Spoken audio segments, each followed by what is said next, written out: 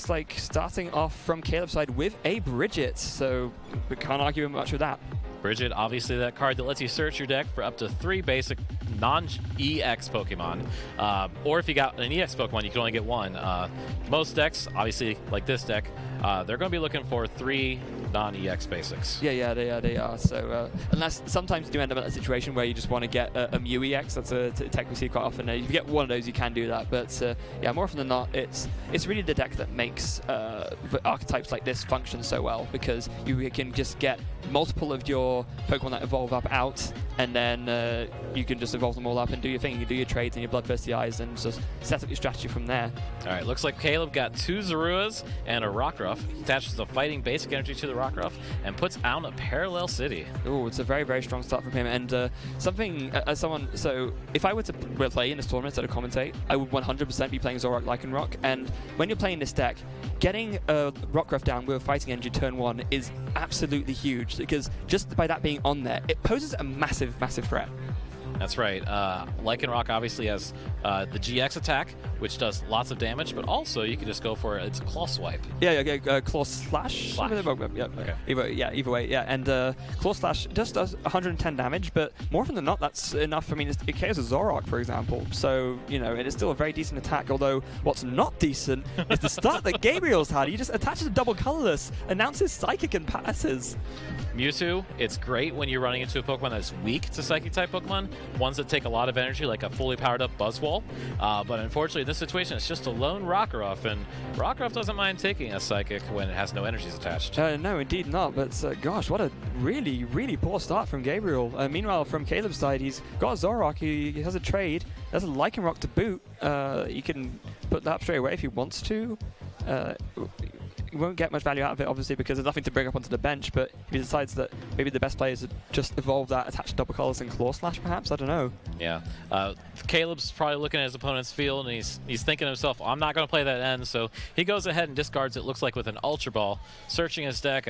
Looks like he's going to be getting a Lele to do a turn 1 Wonder Tag. Yeah, and, well, no, it's not turn 1 anymore. Turn 2. Yeah, turn 2, yeah. But no, absolutely, that's going to be very important for him, because, and this is something that really people need to keep in mind when playing, is that if you see your opponent have a terrible start like this, you really don't want to end them, because if you do, your chance of giving them a free pass, you're saying, you know, oh, well, you know, you didn't do anything, but I'm going to give you some more cards anyway, maybe give you a chance to get back into the game. And with that, absolutely uses the Wonder Tag with the Tapu Lele, gets a Professor Sycamore, and he goes ahead and evolves into Lycanroc GX on the bench, not using the ability because there's no bench Pokemon to bring up, and plays that Sycamore. Yeah, he does. So drawing 7 cards off of that. Now, he would ideally like to find a way to retreat this Rockruff, but it doesn't look like he has. He has got another Zoroark, though, so maybe he can trade to find something. He doesn't. Does not. No. That's unfortunate, which means, because that now means that he essentially has to... It buys Gabriel another turn to find an out, essentially, because the problem that Caleb has is that Zoroark, it won't be able to knock out the Mewtwo one hit. Oh, but it doesn't matter, because Gabriel draws the Bridget. That Bridget is huge. She had been sitting there with just the lone Mewtwo, now getting out the Bridget, so he can fill up his bench with 3 more basic Pokemon, or 1 EX. He does look like he plays a Mew EX. Not really too useful in this matchup, with Lycanroc not being weak to Psychic and Zoroark being resistant. So that looks like, yeah, he goes for 1 Wimpod and 2 Zoruas. Yeah, so this is the 3rd Zoroark Golisopod we've seen on stream today so far. Kind of telling me that this is perhaps one of the Zoroark variants which people have opted to go for the most. And I mean, like we discussed many a time today already, the really great consistency that the alternating between the 2 efficient attacks gives you, as well as your type coverage, is the reason why a lot of players have opted to go for this variant, not least of which Tord Reklev, who we saw round 1. And obviously that worked out very well for him.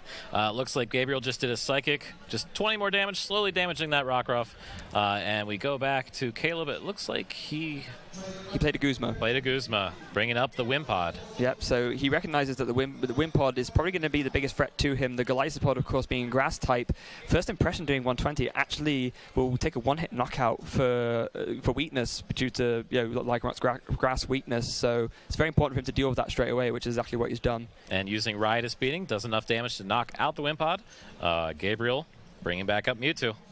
Yeah, and I mean, it's really not great for him because he's got the Zoroark out at least now, which helps, but Mewtwo is really not helpful for him in this matchup in the slightest. Those psychic attackers aren't for this deck, and so starting with one which is hard enough to retreat as is, but then you can retreat with it, I guess, but it's really not great. It's the only thing right now he has energy on. I wasn't sure if maybe he didn't think he would get into a double colorless energy, so went ahead and evolved both Zaruras to Zoroarks.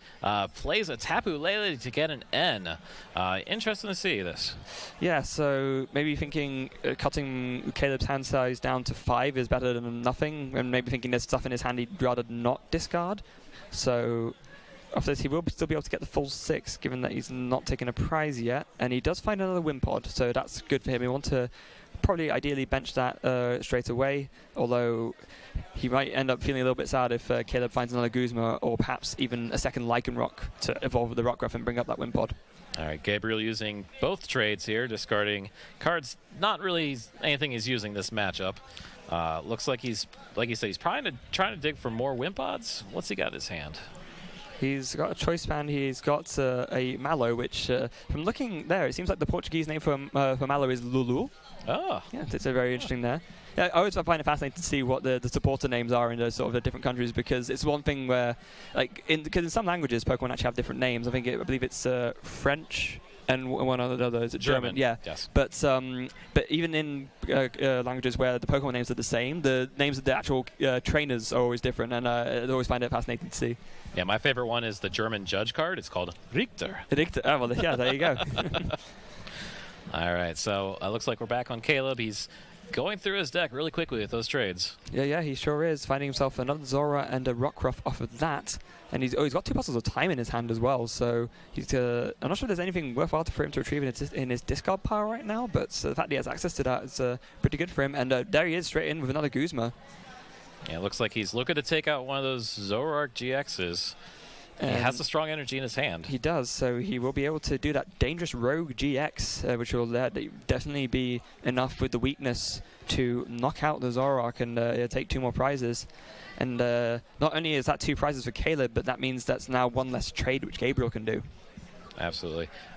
Gabriel being forced to bring back up his Mewtwo. Doesn't really have anything else with energy on the field, and Zoroark GX being weak to fighting does not really look like a good matchup against a Lycanroc GX with a strong energy, 1 energy away from just being able to use its attack. Yeah, and there is that Lulu we mentioned earlier, the Mallow being played there for Gabriel, and looks like he's putting the double colorless to the bottom of his deck, and perhaps looking at Enhanced Hammer as well, just to get rid of either the bench double colorless or the strong energy on the active. Enhanced Hammer might be a very good play here, but these are the players that are here. These are the players that are 4-0. I'm going to leave it up to their expertise to see what exactly they're going to do, but let's see what he does decide on. It looks like he's deciding on Enhanced Hammer and Field Blower. So maybe thinking to himself, I want a bit more bench space to work with. This Zoroark can't really do as much if I don't have the bench space free to actually make Reiter's beating do more damage. So with that, he'll be able to do the trade and then discarding the Mew, because as already mentioned, really not useful in this matchup. And now he will be able to use the Field Blower to discard the Parallel City, and now he's free to bench as many Pokemon as he wants again up until 5. That's right. He's been holding on to a bunch of cards in his hand here. Benches the Wimpod. Looking to putting down a Zorua as well. Does he have another Pokemon to bench after that, or will that have to be it? He has a Max Potion in his hand. I mean, all his Pokemon are completely peeled right now, so no need for that. And he has a Parallel City of his own. Choosing to put it to the direction that makes Caleb discard down to 3 bench Pokemon, but that will also mean his Grass-type attackers will do 20 less damage. Yes, they will. I mean, I was about to say it shouldn't be too relevant in terms of what it actually does to Lycanroc, at least, because of course the Lycanroc does have 200 HP, so even with the first impression reducing to 100, that still doubles weakness for a knockout, which is helpful at least. Absolutely. All right, looks like we got a couple more trades over here. Caleb trying to look. What do you think he's trying to go for here? It's really hard to say. I think a double colorless would be nice, because then he could just attach and claw slash, especially if he's able to find another Lycanroc, which he does have in his hand. So that would be good for him. He can then just bring up another Zoroark and KO that. But I don't believe I see a double colorless in his hand. If he has access to Acerola from his discard pile, then he'd play 2 puzzles at a time to get that back, and then pick up the Zoroark and get the double colorless that way. But or maybe he has a double colorless. No, he doesn't have one in his discard pile. It's unfortunate for him. So he doesn't have a double colorless or a he doesn't have a double colorless or what was it? Ace Roller in his discard pile. So that puzzle is an option. But instead, he just opts to Guzma, brings up the Wind Pod, and actually this is really clever because he can KO this now and take away that Glycopod threat again. And he goes back to an even number of prize cards. Yeah, once he's down to 2 prize cards, knocking out 1 GX will win the game for him. So it's definitely a great idea here. Yeah, it's about expending less effort to have to win later on by forcing to. Because if he didn't do this, then Gabriel could force Caleb to knock out a 2-prize Pokemon, even though he only has 1 prize left. So Caleb's trying to avoid that by saying, "Look, I'm just going to take a 1-prize knockout now, and then I'll just take 1 more GX knockout to win." Caleb playing the double puzzle time, getting 2 supporters back to his hand. It looked like a Guzma and a Sycamore. Looks like he may be setting up in case his opponent plays an N against him. Yeah, I mean, it's always important to play out as many cards as you can within reason, whilst not expending resources needlessly, because then one of the important factors in most late games of Pokemon is the N reducing your hand size to a low number and then not being able to do much with it. Whereas if you're discarding the cards which won't be useful to you, then those Ns will be a lot less effective on you, even if you're not drawing that many cards. All right, so we see Gabriel here evolving the active Zorua into Zoroark GX, attaching a Floatstone, also putting a Choice Band onto the Tapu Lele. Do you think maybe he's looking to attack with that? Quite possibly. I mean, at this point, if he attaches the double colors to Tapu Lele, it will be doing 110 to the Zoroark, which, granted, won't be enough for a knockout, but it will soften it up so that you only need to do 30 more damage to knock it out. Now, one important thing to note about Tapu Lele GX is its Energy Drive attack does not factor in weakness or resistance. So even though normally it would do 20 less to Zoroark on the virtue of Zoroark's Psychic Resistance and Tapu Lele being Psychic, Energy Drive actually ignores that. That's right. Well, looks like a couple trades here. Gabriel is searching for that all-important card.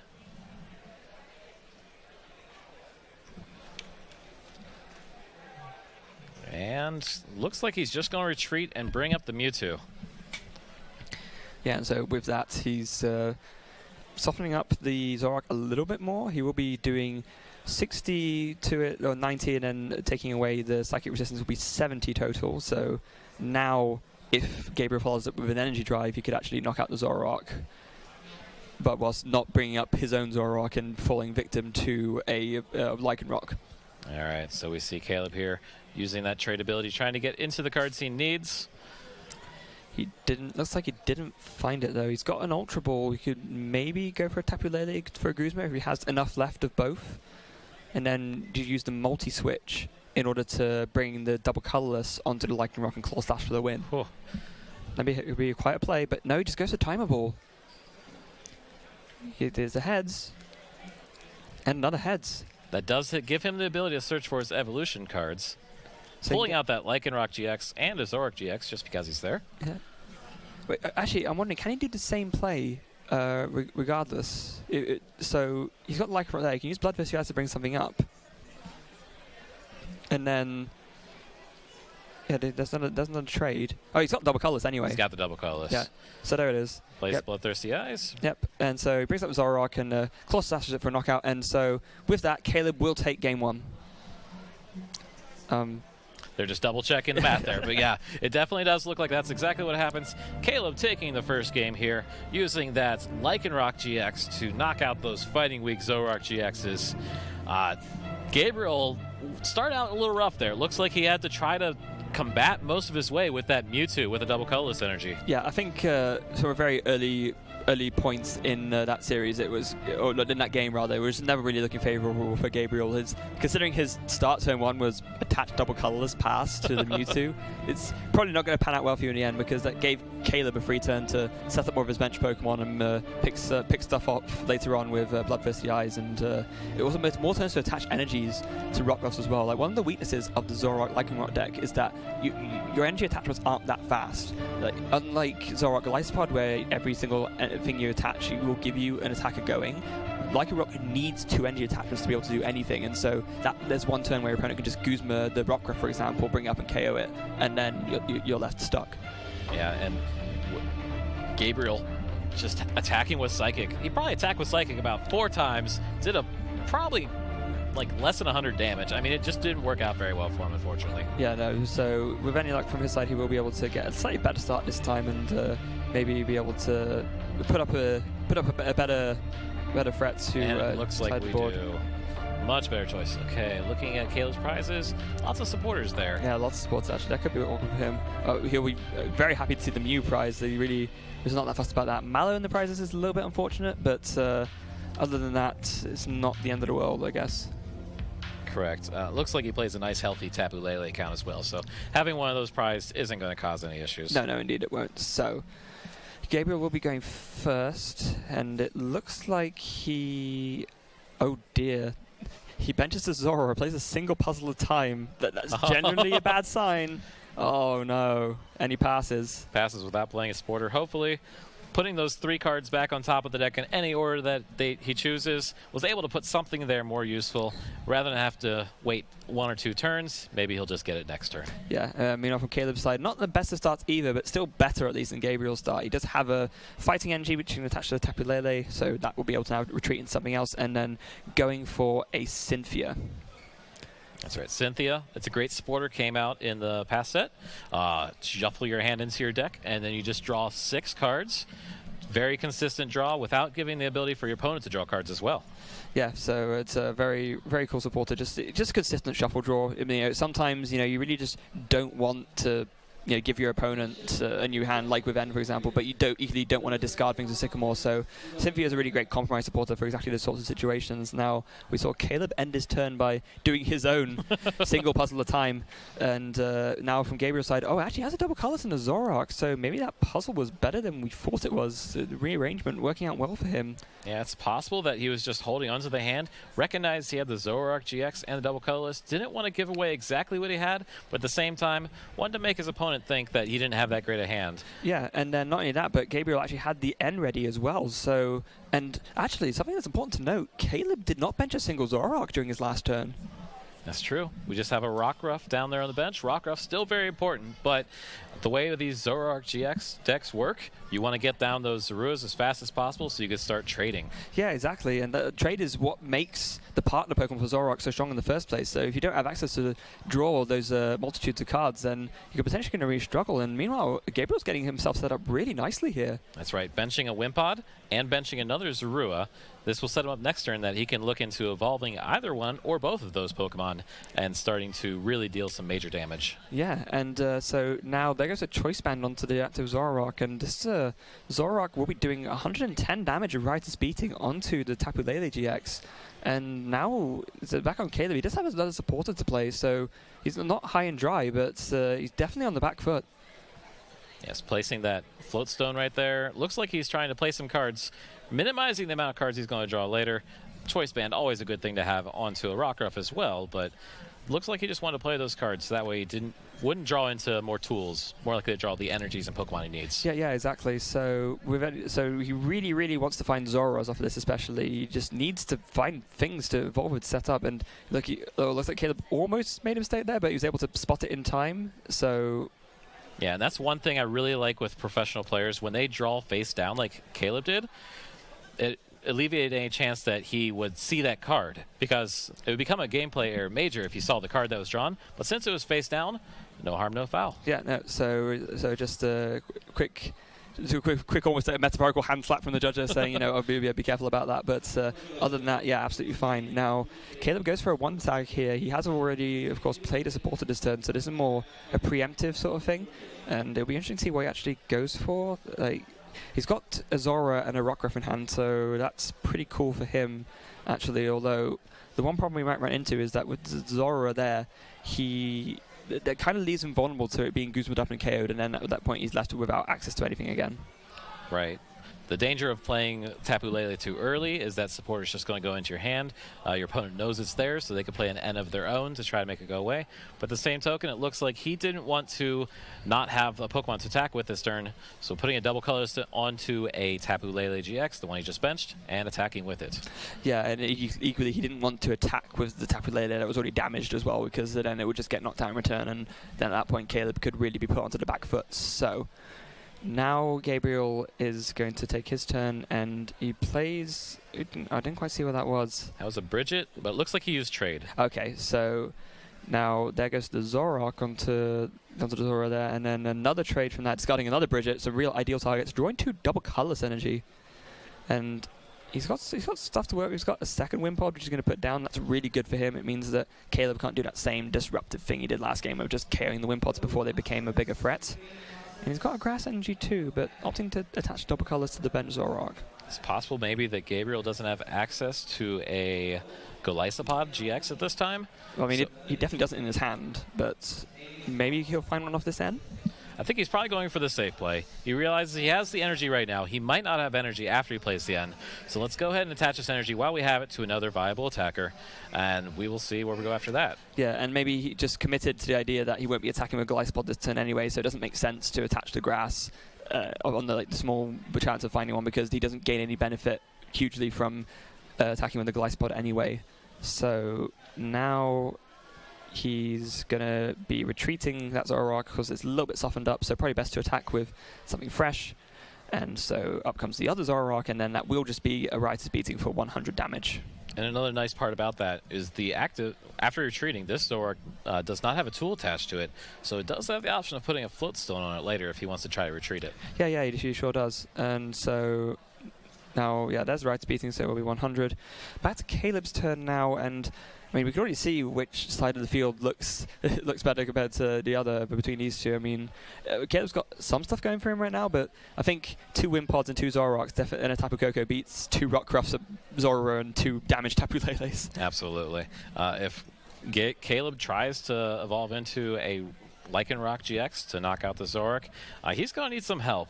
It doesn't look like he plays max elixirs in his list. Well, I mean, the Zorok, Lycanroc lists don't really have room for them, so unfortunately. So this is what...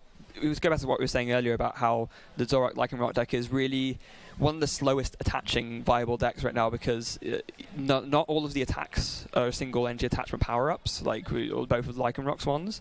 And equally, you don't have energy acceleration, so yeah, it can be quite tricky to get yourself going if you have a slow start. Absolutely. Looking at the list, we see double colorless energies, we see strong energies. There would not be room for a max elixir anyways, because those basic energies only playing 2 of them. Yeah, exactly. So imagine if you miss enough of sort of 9 basic energy, imagine how often you'd miss with 2. All right, so looks like we got a couple options here. Debating where he wants to put the energy, as he has not attached his turn. So he could attach the strong energy if he chose to. Yeah, maybe might be going for, was it tackle? Just do 62 Zorok perhaps? That would get some damage on the board. However, easily Zorok GX could turn around, attack with his own Riotous beating, and knock out the Rockruff. So probably more than likely not what's going to happen. Yeah, I would imagine so as well. So now we did see that the Mallow was played there, and then Caleb ended up doing the trade, so he would have found exactly what he needed there, and he does find a parallel city to try and limit Gabriel's bench options a little bit more. And it's like Gabriel has a decision on what to discard here. Opts to just discard Tapu Koko, deciding probably not going to be that useful overall in this matchup. Yeah, Tapu Koko, great in certain matchups. This one with all these fighting type attackers, with the ability of Acerola to pick up Pokemon that are damaged, not necessarily the best matchup for Tapu Koko. No, and it looks like Caleb... Oh, of course, he has the multi-switch in his hand. Multi-switch! Completely forgot about that, of course. So, yeah, with that, of course, you can move any energy from one of your bench Pokemon to your active, be it special or basic. And so with that, the Lycanroc can do the Dangerous Rogue GX attack and knock out the Zorok. And that's exactly what happened. All of a sudden, Gabriel's down to just 1 Zorok GX, 2 Wind Pods with no energies attached to them. Suddenly, the board shifts. Absolutely. That's an incredibly impressive turn from Caleb there. So, yeah, now what does Gabriel do? Because he hasn't got any Golysopods out, and all his energy is gone. So I can say, that's because he used the Enhanced Hammer, right? Because, yeah, wow, that's an incredible turnaround. So now we're back on Gabriel's turn. Looks like he played a Tapu Lele. He's using Wonder Tag, looking for a Sporter, opting for the N. How many cards? Caleb has a couple cards in his hand, but it's not gigantic. No, it's not, but equally N will draw Gabriel a decent amount as well, so may as well be the supporter of choice for him. He really he only needs 2 cards here. He needs a float stone plus a grass energy just so he can retreat into the Gliscod and do first impression to knock out the Lycanroc. That's his turn. Now we do see a Golisopod on the bench, evolving from the Wimpod. Now he's going to be drawing his 6 cards off of the end, while Caleb only draws 4. Yeah, and he hasn't hit either. Oh, no, sorry. He has hit the grass energy, but he hasn't got a way to retreat. So there goes one trade. He needs to see a float zone off of this, and he doesn't. Oh, dear. Yeah, still going to attach the energy to the Golisopod. Might as well get that ready to go. Plays the Enhanced Hammer to remove the strong energy. It's a great move. Yeah, so that's still a pretty decent turn for him. It forces Caleb to have to find a double colorless rather than just another basic or strong energy to be able to power up the Claw Slash. But he gets the double colorless energy straight away. And I believe, does he have a Lycanroc in his hand ready to go as well? It's hard to say right now, but he does have... There's a Zoroark. Okay. Yeah. Yeah, because if he finds Lycanroc, he can just, evolve Bloodthirsty Eyes, the Zoroark, and Claw Slash for a knockout, and should be really, really strong. Although, at which point, Caleb has to be careful because Gabriel could just respond with the Golisopod, although he would need to find a way to bring something else active first and then retreat it. So, maybe? Who knows? All right, so we see the trade here. Drawing a couple more cards. Probably looking for, well... He already has the double colorless. Oh, and he has the Ultra Ball now, so he could go for this play if he decides to. What will he do? He's making decisions here. He's Looks going like Guzma. Oh, actually, okay, he's deciding that actually the Golisopod is the biggest threat right now. He actually would rather just deal with that. So, going to be benching another Zora and just doing Reiter's beating for 120, just dealing with this Golisopod before it can really put hurts on Caleb's Lycanroc. Yeah, Zoroark GX, really a metagame changer. Once that card came out, does 20 damage for each Pokemon in play, so able to do lots of significant damage to that Golisopod. Yeah, and of course, unlike the Lycanroc, not weak to the Golisopod, so Right. a lot less scared of being hit back. And not only that, but for Golisopod to hit back at the Zoroark for any significant amount of damage, Gabriel needs to find a way to retreat and bring it back up anyway. So by using the Guzma to bring it up and hit it, now the first impression becomes a lot less threatening because Gabriel has to find a lot more resources to make doing that attack worthwhile. Absolutely. Limits Gabriel's options. He is able to get out another Golisopod GX onto the bench, but now he still has to find a way to retreat the active and attach another grass in the same turn. Yeah, he does. He does have a Cynthia, though, so if anything's going to help him do it, it's this. And it's a similar situation to last turn. He needs a grass energy plus a float stone. He needs to find the exact same 2 cards. Watch him hit just the float stone, not the grass. Oh, no, there's the grass in hand. Has the grass. Does he hit the float stone? No, I didn't see it. He does have a double colorless though, so perhaps the best play here is to just attach the active and do crossing cuts. It won't be a one-hit knockout, but he can attach the choice band and leave the. It would leave the Zoroark on 30 left, and then it would protect the Golisopod because he then, of course, the crossing cut GX forces you to switch to a bench Pokemon, so then he could switch to something else which he doesn't mind being hit as much. Or perhaps just going for an arm press, no? Yeah, he's reaching for that GX token, flipping it over, indicating that he is using his crossing cut GX attack, switching it to the bench, and doing a whopping 150 damage. Not bad at all. So now again, we're back at Caleb's side. This is going to be the turn where he really wants to find the Lycanroc so that he can bring up the Golisopod on the bench and just KO it once and for all. There is another Zoroark found it in trade. It gets used discarding the Mew. The Ultra Ball is in Caleb's hand, so he does have guaranteed access to the Lycanroc already. Whether there's certain things in his hand which he doesn't want to discard right now is another matter, but given that the Golisopod is the biggest threat on the board, I'd imagine he'd just want to deal with it, and yeah, it looks like that's what he's going for. Yeah, Caleb has 3 Pokemon on the field that are heavily damaged, so realistically, Gabriel doesn't need to do a whole lot of damage to those Pokemon, but he would have to have them in the active position to do it, and it looks like he is going to go on the offense here. Yeah, and we also do see a Professor Kukui drawing 2 cards, and then we see the Lycanroc using Bloodthirsty Eyes to bring up, actually going for the Zoroark instead. Interesting. Maybe, again, just thinking he wants to cut off Gabriel's draw options, and actually he's completely content with just dealing with the Golisopod next turn instead. Actually, again, given that the first impression won't be doing more damage, that's probably why he did that. Yes, first impression doing not as much damage because he has to promote it between turns, which means it is not during your turn that the Pokemon's retreating and brought to the active position. Yeah, exactly. There's some slight difference in wording, but it means that first impression will only be doing 30 right now, and Gabriel needs to find... Well, that works. Using Ace Roll to return it back to the hand, all the damage coming right off. And hey, look, there's a Golisopod GX brought up to the active position during his turn. Yeah, and so now that Golisopod will be able to do first impression and pick up Gabriel's first 2 prizes of this game, actually, knocking out that Zoroark. So taking 2 more prizes. Like I mentioned, there are 2 Pokemon on the bench that are heavily damaged. If Gabriel's able to find his way to those while still protecting his own Pokemon, looks like he might have a chance at this still, but Caleb is only 2 prizes away from winning this game. Yeah, and he really needs to make sure that he's able to find those 2 prizes as quickly as possible. There it goes. His one trade he still has access to, discarding a Bridget, and looks like he drew into a Zora and a Timer Ball. So, it'd be interesting to see if he ups to play that now, maybe just seeing what evolutions he even still has access left to. There it is. So the Timer Ball, of course, flip 2 coins, and then for each head, you get to search your deck for an evolution Pokemon. That's 1 Tails. And... That's off camera, it was heads. Okay, so you can get 1 out, and yeah, it will be, of course, going for that Zoroark.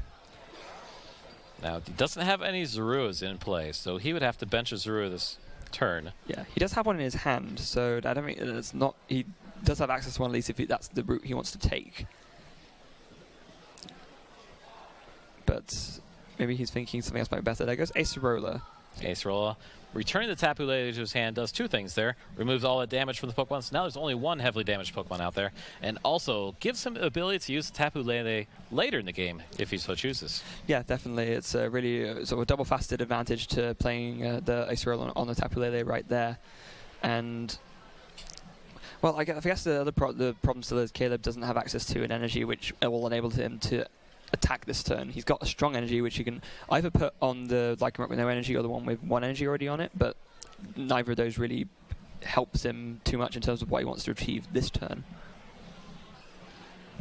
He does opt to go for the one with energy already on it though, and I'm assuming he'll just announce pass after that. Hoping that his Lycanroc GX is safe on the bench for 1 turn. It really depends what Gabriel is able to draw on this turn. I mean, once again, we've said it so many times already, he just really needs to see a Float Stone of some sort because, I mean, he wants to see Guzma as well, but if he has Float Stone, then he can, Guzma into something and then retreat back in with the Golisopod and do first impression. Instead, he has got double Colorless, which he can attach to the active Golisopod, so again, now Armor Press is once again an option. Armor Press, of course, doing 100 damage, but it has that extra added benefit of providing armor. Yes, it does. It makes all your opponent's attacks during the next turn do 20 less, which doesn't seem like much, but oftentimes actually ends up making the difference between hitting a knockout or not, so it can be really, really crucial. Yeah, Golisopod having 210 damage, or hit points, of course. It does look like he does that, doing 100 damage to that Zoroark GX, letting it be halfway to being knocked out. Yep, so Armor Press is in effect, so now this Caleb's going to have an even harder time carrying this Golisopod. Looks like he's going to have to go for a Tapu Lele Wonder Tag. Of course, this was the Tapu Lele he picked up just earlier with the Acerola, and he's now using it to grab a Cynthia and see what he really has left. Looks like he was looking a little frantically at his prizes, hoping there was another Guzma, perhaps, or another card that he could use. Going for the Cynthia. Not many cards left in his hand. No. Deck. So, and there goes a trade, discarding a Mewtwo. There goes the second Zoroark, so he can now trade again. What's he discard this time? Maybe thinking about the Field Blower. Yep, discards the Field Blower for the second trade. Ooh, and now he has 2 puzzles at a time, and an Enhanced Hammer as well! Oh. All right, the double puzzle, obviously very effective. When you play 2 puzzles at a time at the same time, they allow you to search your discard pile for any 2 cards you would like and put them into your hand. A lot of players using this to get back special energies, Guzmas, or any other resources that are very hard to come by. Yeah, this is super, super strong from Caleb. If he plays this turn right, this could be the turn they really use it to seal this game once and for all. So, yeah, there goes the 2 puzzles at a time. Now, he's opting for Acerola off one of them. I think that makes a lot of sense. He wants to, pick up he'll pick up his damage to Zoroark and make sure that it doesn't get KO'd. But his second, once again, it's his second choice that will be really interesting. What does he go for here that will help him the most to be able to seal this game? Maybe the Guzma, maybe even... Oh, he's going for another puzzle at a time. That's right. Earlier in the game, he just played that single puzzle. Wasn't looking in such a good shape. Went ahead and played it just to make sure he knew it was on top of his deck.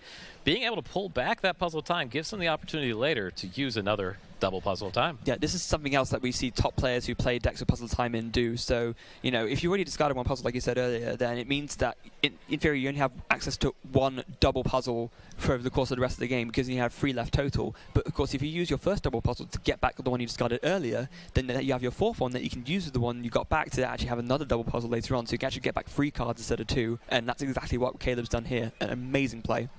After doing that, he picked up that damaged Zoroark GX with the Acerola, and then evolved the other Zorua, bring it up, attaching the double colorless, and doing a Ritus beating.